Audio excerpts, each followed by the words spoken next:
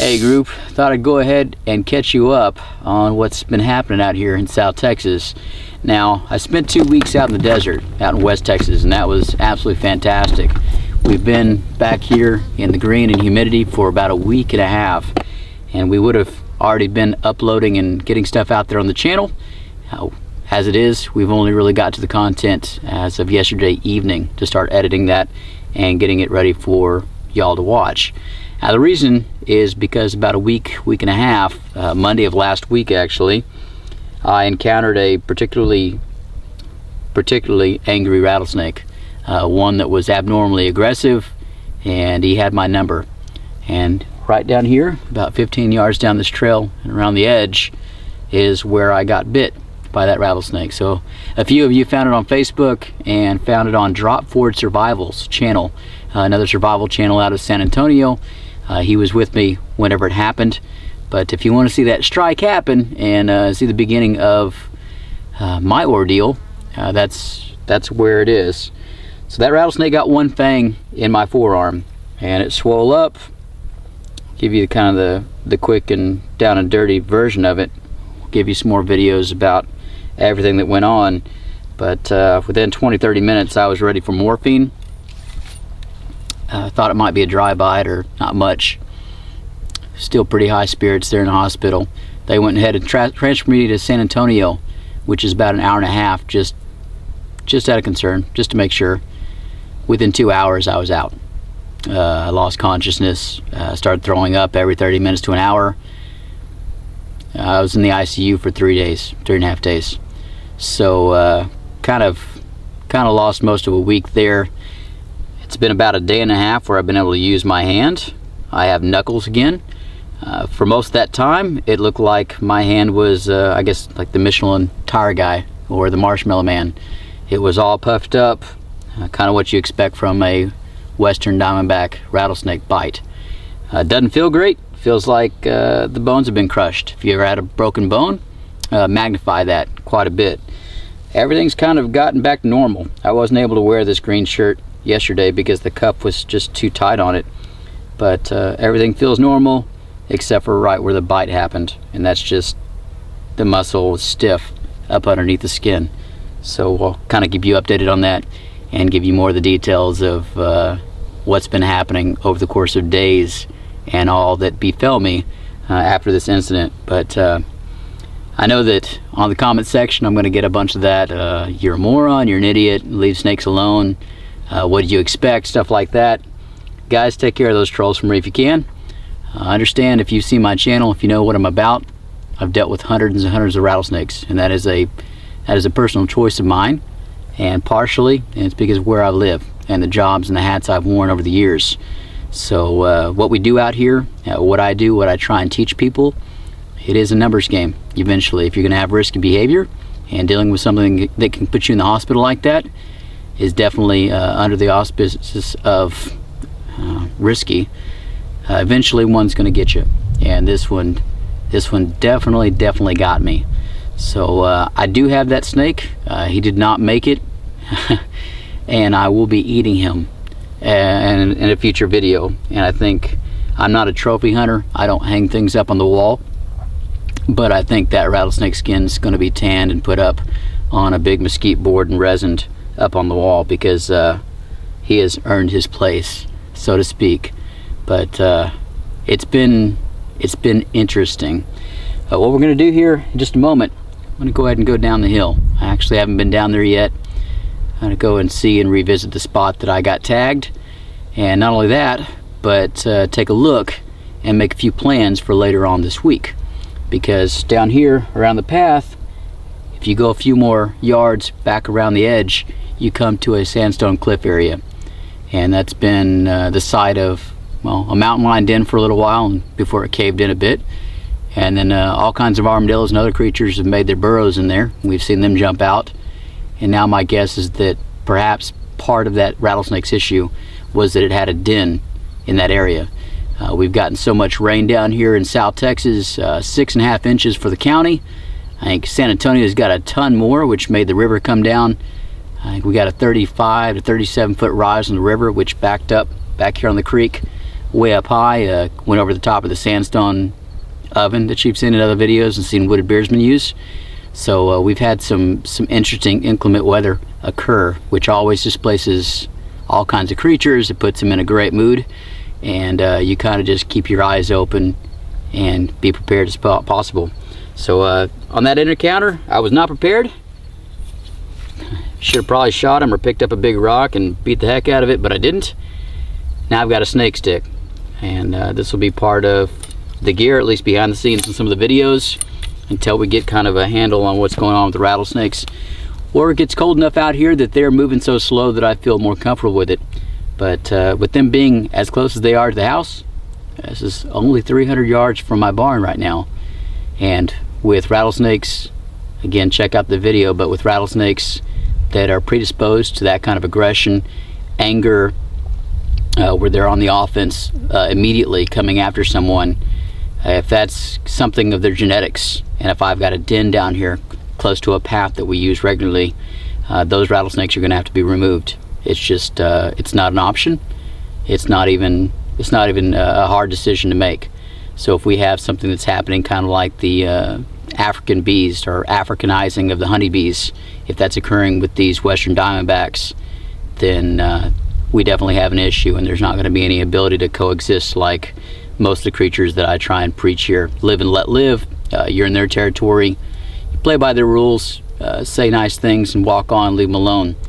When it comes to this stuff, when they get up close to the house and habitations, when they are this dangerous and proven dangerous, then that's when we actually have to go and do something.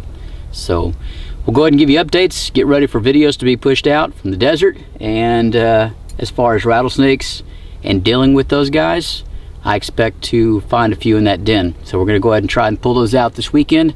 Check out the channel Drop Forward Survival for the actual bite. Guys, let's go see what we can find. Let's go, Huck.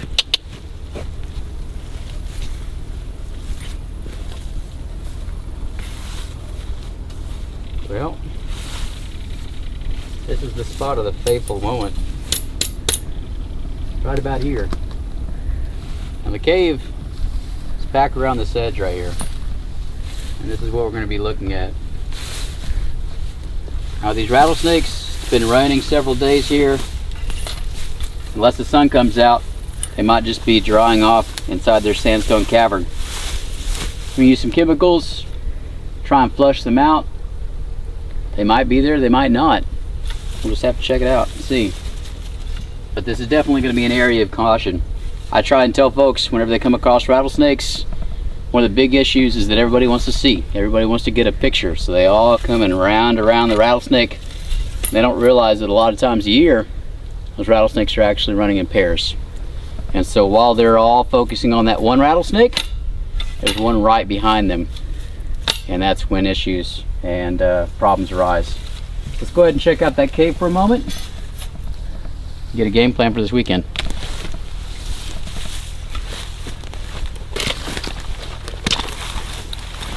Alright, so you see that down there? That's the target. Now, there's a lot of rubble. It's low quality sandstone. And that's one of the reasons why that cave gets repurposed. It was, again, a mountain lion den for a bit. But as the water comes down, as it erodes, blocks break down, the cave resizes, reforms. So it makes a bit of a catacombs. And again, the guess is that that is now a den for rattlesnakes.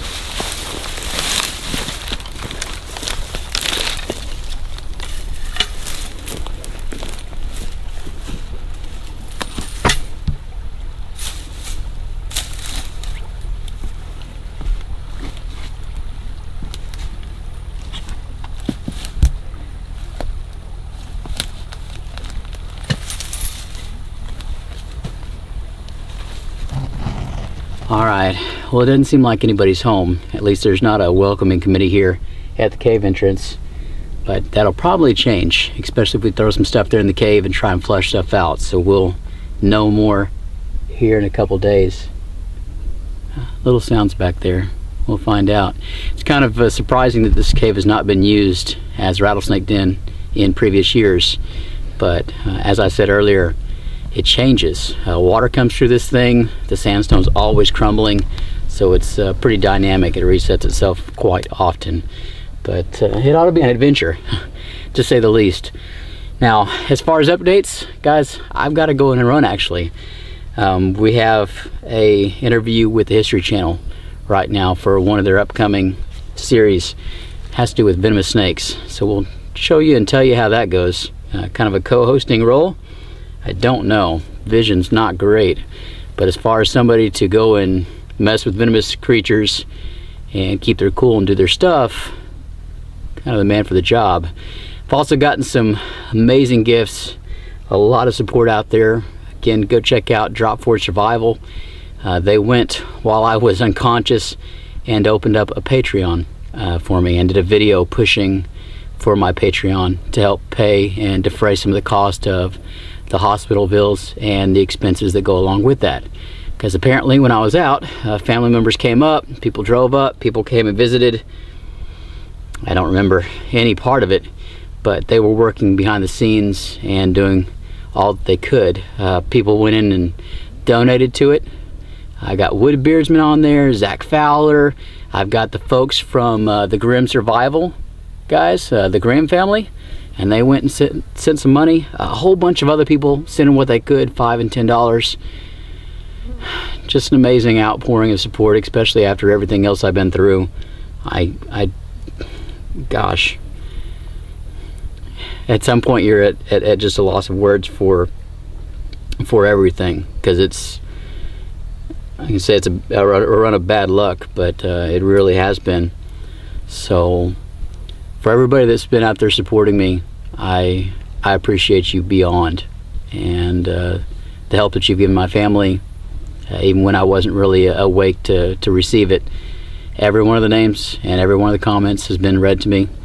I appreciate everybody and all that you've done.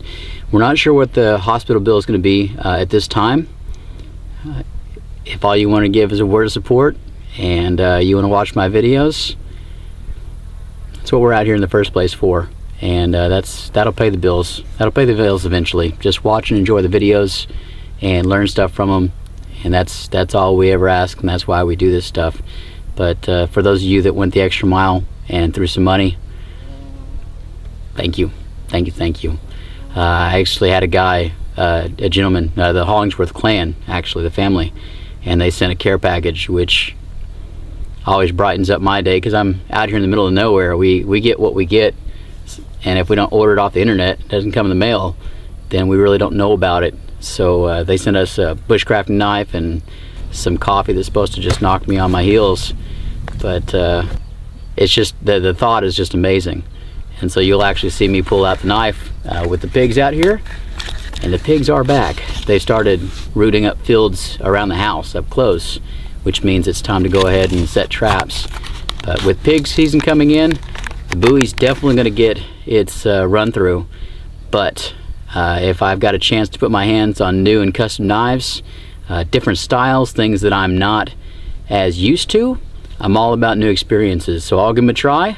I'll give you, as a big knife guy, my honest opinion of what's going on with those guys, what they're handy for, and where I could actually apply them and kind of rank them as I can. But if you've got something out there interesting, like the Hollingsworths, I'm all about it, guys. I'm up for it, I say that much. So it means a lot to me that people are out there, they're looking after me and my family, and God, it's just one of those things. Watch the videos, enjoy the videos, tell me what you think about the videos. Take down the trolls where you can, don't feed them per se, but have fun with the trolls that I find on the channel. I appreciate all you guys, and hours of enjoyment reading those comments and those threads. But guys, like, subscribe, comment, tell me what you think about it. And as always, this will be working more after a while. Till next time. Now, I know I've gotten a bit long-winded in this video, but I need to start taking a moment here and there to show my appreciation and call out a few people in thanks for what they've done behind the scenes. Now, I'd meant to mention GoFundMe earlier. I said Patreon instead. My Patreons take care of me immensely well, and I appreciate them greatly. The GoFundMe is the account that was opened up for the rattlesnake bite here on the arm. So for everybody that threw money our way to help defray the costs of the anti-venom, a lot of folks just did it anonymously, out of the kindness of their heart, just for the sake of doing good things. All the comments, all the well wishes, absolutely fantastic. Wazoo Survival, people like Production Hangar 51 came out there. Companies that really don't have a dog in the fight with me at all yet, but they've been watching. They show their support for the channel, and countless other individuals, which I need to go ahead and call out after a while. I can't really read them off very well because I can't see, but just wait, it'll get there. I'll be getting in contact with you. Folks like Greg Knight, not a name that you've probably come across, but a gentleman out in West Texas that goes out of his way to check up on us, especially after he knows we have a doctor's appointment. In the darkest days of my surgeries, he was always calling, checking up, figuring out, trying to find some way to make my day brighter, to help us out here and there. And for that, I will forever be indebted to him. This sheath right here, this is one that needs to be shown, and it's been sitting on the workbench for a while. This came out in the middle of the surgeries, but this is a blade made by a gentleman named Sergio Menchaca, and he's a bladesmith out here in Texas. Pretty interesting looking blade. Go ahead and put it through its paces with the hogs, see what else it can do out here in South Texas here after a while. But different custom blades, different things, different projects. A lot of folks, just countless folks out there trying to support us, seeing what they can do to help, and just being part of this whole thing of survival and just learning more about the outdoors. So if you're all about it and you've been there, thank you for your kind words. Thank you for the monetary donations where you can. The kindness, custom knives are always nice, though I know that's not something that everybody can do, not at all. But it's all very, very appreciated. And we want to thank you. From my family to yours, the Hansler family, thank you all. And expect some more shout outs after a while. We'll get around to them. From here, right now, next to the creek, we're going to go up, edit this, chunk it out there. As you're watching this video, know that Sean and I, and Huck somewhere grumbling, it will be editing more videos. So the stuff out in the desert, a whole lot of other projects, they're all on film. We've got them all there. We just have to stitch them together, upload them. Get ready, guys. The adventures, a lot of them, have already occurred. So take care, keep checking back, and again, until next time. Okay, like I spoke too soon, it's raining again. It's gonna be a green winter.